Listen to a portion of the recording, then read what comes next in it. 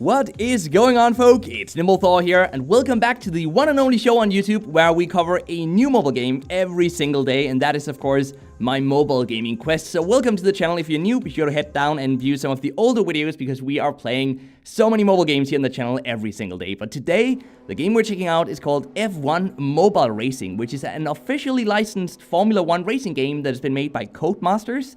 And yes, some of you guys might know these developers because they've made the Dirt PC games and console games as well.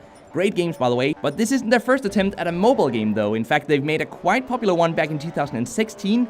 But as opposed to the old one, this one is free to play. So today we'll see just how they've handled that and how they're doing in terms of monetization and just overall how well the game plays and performs overall. So first up, of course, is the actual gameplay. And while we can play single-player matches, the main focus of the game are on these 1 versus 1 PvP matches, which are set to be real-time, and I actually find that to be true, at least so far, because sometimes it is taking a very long time to find a match. In fact, just before recording this video, I had to wait about a minute before finding a match, and a game developer typically wouldn't do that if they are just using bots anyway. So I think this is actually real-time online multiplayer. And that's, of course, something I'm really glad to see because many game developers, they simply fake the online part of these games because it is, frankly, just easier to do that instead of having to match up people with low latency and so on. So that's great to see so far. But maybe even more importantly than that for the overall gameplay experience is, of course, the controls, especially in a racing game like this, and we have some great options for that. So first of all, we can choose whether or not we want to use the gyroscope to control, or as I'm doing right now, we simply want to tap either side of the screen to move from side to side. I found this way of controlling to work really well. I personally don't prefer gyroscope controls, but if you like those, they are definitely in there. But then in addition to that, we have some pretty awesome settings for allowing us to define how much help we want with, for example, braking, such as we're doing right now, at just the right time. And I did not brake right there, I'm just gonna go ahead and say that, because I have the auto help or auto braking help system on right now. But we have some great settings for defining that very precisely. It's not simply on and off, and I'll go show you guys that as soon as we finish, which we are doing right now. There we go, we actually won this duel. That is great. So I've won, I think, about 2 or 3 duels at this point and lost a couple of them as well. So I was actually really glad that we won this one. And as you guys can see, we got 30 points for being number 1 at 3 different sectors throughout the level. And of course, we do want to finish first at the end of the map as well.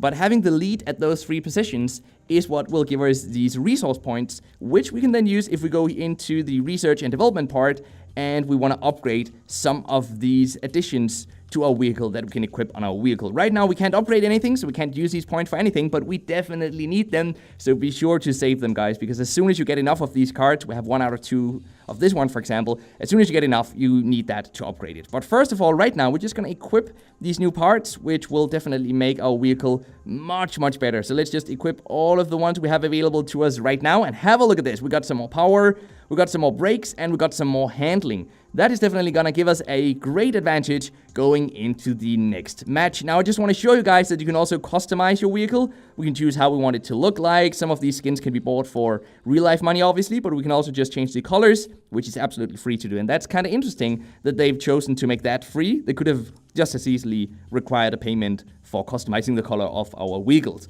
Now, in addition to that, we also have challenges over here, as you can see, and these challenges allow us to earn the premium currency that we can then use to buy new car packs, and we can of course also buy research and development packs, which are essentially loot boxes, and yes, that is how the game has chosen to monetize. Now, these cars over here, I haven't really been able to tell if they are actually better than the existing car we have, or if it's just a skin. I think it might actually just be a skin, but you do get an epic part though, which is pretty unlikely, I guess, to get from a normal loot box. So that is definitely a big advantage that you can pay to unlock immediately. Not really liking that system, but at least there's no energy system in this game, and the monetization overall is somewhat relaxed. I feel like we could easily unlock many of these vehicle upgrades, and then it's mostly just about the skins overall. But let me know what you think about that in the comment section down below, because overall, I am quite liking this game. It looks great, it plays alright. There's a bit of a frame rate drop on my Galaxy S8 Plus, but it's only ever so little. I mean, it's barely noticeable. You guys might see some on this video, but that might also just very well be because of the recording software,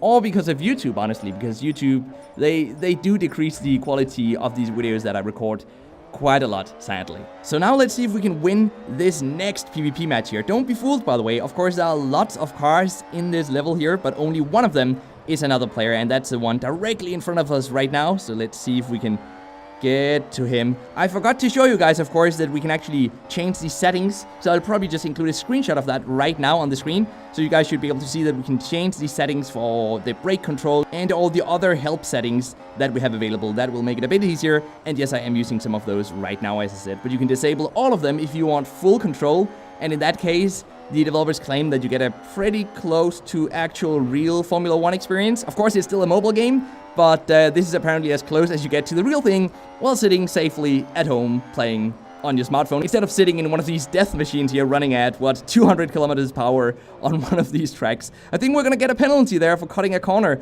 The game is rather strict about that, by the way. And another example of that is that we're not allowed to bump into other players. If we do that, we also get a penalty, which I guess makes sense.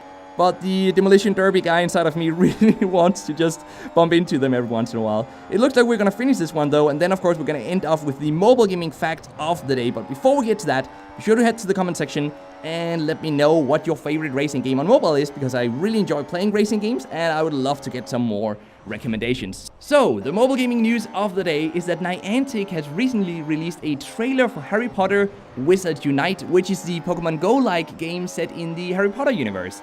This is pretty big news, as it's the first we've seen from the game ever since it was announced over a year ago at this point. And although the trailer doesn't really show much, if anything at all, it does indicate that the game is still under development, even though the release has now been pushed to sometime in 2019, sadly. So are you excited for that game? Let me know as well in the comment section down below, and until next time, just keep gaming, stay awesome, and I'll see you guys around.